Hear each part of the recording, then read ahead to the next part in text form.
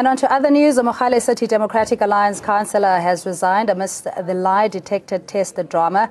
DA councillors underwent a lie detector test to determine who voted with the ANC in a no-confidence motion against ousted Mayor Michael Hollenstein. DA councillor Brandon May did not go through with the test and instead sent his letter of resignation to the Speaker.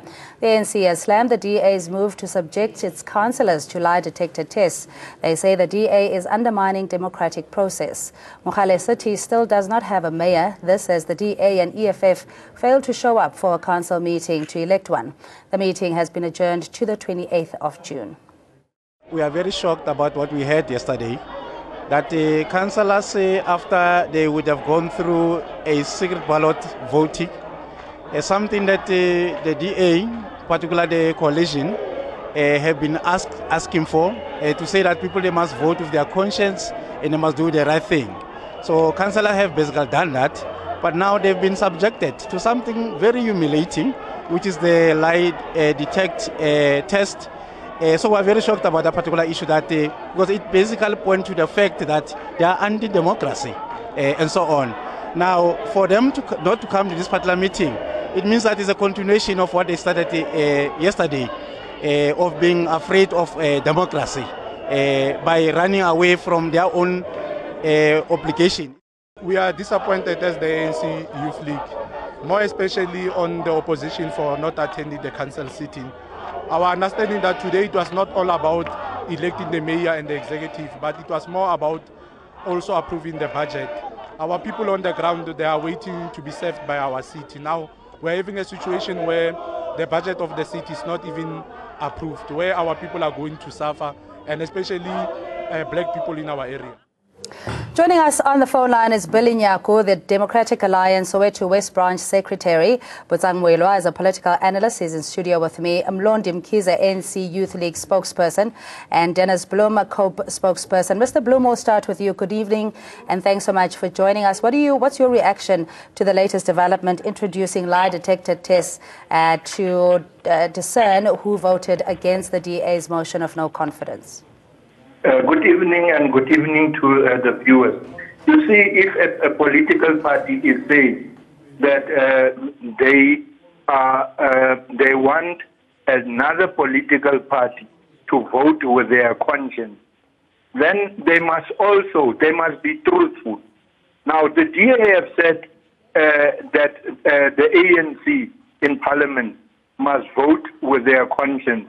Now, I don't understand this whole thing of lie detectors and whatever.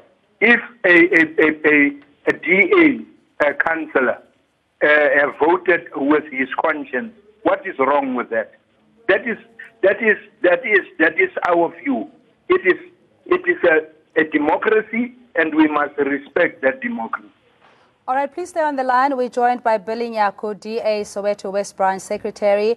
Mr. Nyaku, thanks indeed for your time. I mean, how does this reflect on the party's democratic processes, or at least the protection of members in voting in whichever way they desire? What do you make of the lie detectors now being introduced?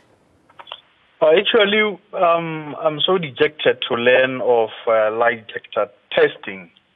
I don't think that is a political solution to political problems. So I'm actually not happy with the existence of such, as far as the problem that is going on in Mogale City is concerned. I mean, that actually threatens our party's public standing. All right, but what is the party's policy when it comes to voting against party lines? Is there some form of recourse or even punishment, if you will, if members vote otherwise? Now, obviously, we embrace independent thinking in the party as long as we go in accordance with the policies, procedures, or principles. But, I mean, to subject the DA councillors to lie detector testing, obviously, is totally uncalled for. So there are people actually in the party that continue to make the crisis to deepen. So we we stand opposed to such. I'm telling you, in the next few weeks, there will be a huge dark cloud hanging over us, because we cannot fold our arms and say this is how things should be. We are gunning for 2019 national governance, but when our leaders actually are not aware of such, this is uncalled for. All right, please stay on the line. Botsang, your reaction? Well, Cindy, good evening to the viewers who have just joined us. I mean, this is democracy. You know, it's maturing. The DA has just demonstrated how abusive it is as a political party towards its own members, which is a sad state. You know, the gentleman from Orlando West who has just spoken, he says he's dejected, you know, with the way things are going on inside his own political party. But we should recall that the DA is coming from the history of, you know, draconian laws of apartheid, whereby it dictates to the people and the members what they should do. This is actually undermining the democratic process of the party, the democratic process of the country, as well as the independent thinking of the members. Now, what is more interesting now is what is the Constitutional Court going to say towards the UDM application supported by the DA, supported by the EFF and COPE and others. You know, Mr. Dennis Bloom is standing up as one of the supporters of that application to say, to try and force the ANC members, one, to vote in secret in the national parliament, but to also say to them they must vote in their conscience. Now, only one person within the Mogale City Metro rises and votes with his or her conscience against a mayor of the party who was brought in by the coalition or working together, or marriage between the DA and EFF. And this person has now been forced to resign because he was subjected to technical issues, not political issues of lie detectors and so forth. I think it's abuse, and I think it is actually disrespecting those members of the municipal council and members of this political party. Yeah, Mr. Nyako, can you confirm that the DA councillor Brandon May, who opted to resign and not go through the lie detector process, if he's now sort of the person of interest in the party, to point a finger at him that he may have voted with the ANC? Is that the position of the DA? I cannot deny or confirm that, but what I can tell you is he was probably forced to resign. There are extensive challenges in our organization, and obviously, if we do not confront such challenges head on, we end up being subjected to this kind of situation. That is why every day we are calling out to our members to decisively deal with challenges. Because you find that he was alone, actually, when he was crying out for assistance prior to his resignation. No one came to his defense. And I mean, people are being suppressed in our party. That is a fact. And people are not made to voice out or to air their feelings. So this is what we have been saying. Let us be vocal. Let us make sure that no one is dictating to anybody. But these are the consequences of the challenges that were not faced head on. Mr. Jacob, please stay on the line. Well, this is very much revealing. You know, this is a branch, regional executive secretary. The gentleman is actually crying out loud to say, you know, there's dictatorship within the DA. The people are not free to do what they're supposed to be doing. He's trying to convince members of the DA around Soweto to say, let us stand up, rise, because some of these things were not addressed or taken care of at the beginning. And I wanted to, you know, I wish I could ask him a question. When he says at the beginning, Mr. Nyaku, he says when they were not addressed at the beginning, when was the beginning? Was it when the DA started penetrating the townships or growing? Was it when Musime Mani came and took over? Because it will be very important for South Africa to know, when did the people and members of the DA start experiencing this draconianship, this, you know, not freedom of saying what you want to say. And he in his words, said they are being suppressed within the Democratic Alliance. All right, give him a chance, Mr. Nyako. Hello? So when did you start experiencing these challenges, that of suppression or oppression, if you will, dictatorship within the party? And what does the Constitution then say in protecting members who want to vent legitimate grievances within the party structures? Remember, we are leaders in the townships. And obviously, the culture is not the same as that of suburbs. So when we raise issues, and they are not being attended to, and we are expecting our senior leaders to solve those problems. Unfortunately, I mean, those black leaders who are in top positions are so scared. I mean, it's like they are safeguarding their positions. I mean, if I know what is going on in your house, obviously, I mean, if I've got my own house, I will easily understand, and I will easily come to your rescue as far as problem solving is concerned. Mm. Who are the members scared of in the DA? At some point, I'm saying this.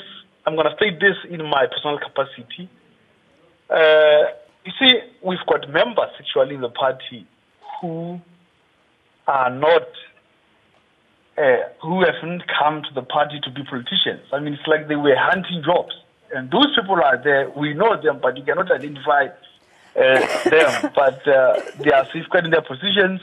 As long as they are getting paid every month through the party, they cannot, under any circumstances, raise a voice if something is wrong. But I'm calling actually for everyone to stand up and fight for the common cause, because we know the problems that are in existence in our party. If we are folding our arms, we won't get to where we want to get as far as our party's goals are concerned. You know, Cindy, the DA should be very glad that they have people like Mr. Bilinyaku in the organization, because he sounds very genuine. He stands up for the experiences of black people in the township. He raises the fact that there are people, and we all know that to work for the DA, you must be a member of the DA. You must see when they advertise their posts, they're very clear, you must belong to the party. And he's raising those issues. As other parties would. As other parties they do. But what is of fear and concern that is raising is when they try to raise these issues to the leaders who are representing them in national structures, you can say, but we are being suppressed or sidelined because we are from the township, and that doesn't surprise. Historically, DA, it's a white party of the suburbs where white people live. Now, trying to penetrate the townships of South Africa in order to recruit black people like Mr. It's going to be very difficult because the culture is not the same, the politics are not the same, the interests are not the same, and it looks like the administrative processes are the problem here. Our people in the DA are being frustrated by being undermined, you know, according to what he's saying. But it's an opportunity for the opposition. You know, I'm supposed to be not biased, as I said, the DA is lucky. The opposition is going to go and tap into these frustrated people. We know the EFF did it, with COPE did it in the ANC. The EFF did it when they started forming the organization. They went and tapped amongst those who are frustrated. And this is very interesting times. But I think we mustn't confuse his allegiance to the DA necessarily based on administrative frustrations. I mean, Mr. Nyako, not to be your unofficial spokesperson, you seem to buy into the ideals, the ideology and the philosophy of the DA. It's just the engagement, so the mechanisms that are not there where you can vent your frustration. Is that the point? Yeah, that is the point, because I'm the dedicated and loyal member of the party. And I was not forced to be a member of the party. I came voluntarily. So it is my duty to help my party actually to build this country. So, but if we are mum on any existing problem, we won't get anywhere. I mean, for instance, I'm the one who drafted the petition to have a white leader in Soweto to be removed. So many members signed the petition, and after that, the petition was forwarded to regional chairperson, Kumara Molefo, and he engaged provincial leader John Moody. And John Moody made recommendations because the white political head in Soweto did not understand township dynamics. So he was like, he should be removed. He should be taken to other constituencies. But to our surprise, the very same white political head apparently intimidated them into silence, and the matter has been dragging on and on since last year until now. Nothing has been done. I mean, what is that? So now we are sitting with a problem. So these are the things that should be spoken about openly without fear or favor if we are to build the party, if we are to be represented equally, black and white. All right, hold on. Well, Cindy, it sounds like, and you know, we are not privy to some of the facts, but the way things are being said by a disciplined member of the DA, it sounds like there's no democratic process within the DA. People are being taken and put as political heads. People are being taken. I would also, if I was a member of DA living in Soweto, which is predominantly or 98% black, and they bring a political head who is white, I will also rebel against that. But where is the democratic process in branches? Do they have elective conferences? Do they go to branch general meetings where they elect leadership and the provincial one and the regional one? So it sounds like those processes are not there. People are being head pointed, you know, they're being picked up by hand and say, this is your portfolio. And it's very questionable how a DA will be able to govern this country democratically when the party itself does not have a democratic process within the organization. Yeah, Mr. Nyako, how then does the DA allow a fair treatment and equity within the party if seemingly a democratic process has been flouted by pressuring members to take a lie detector test? Come again?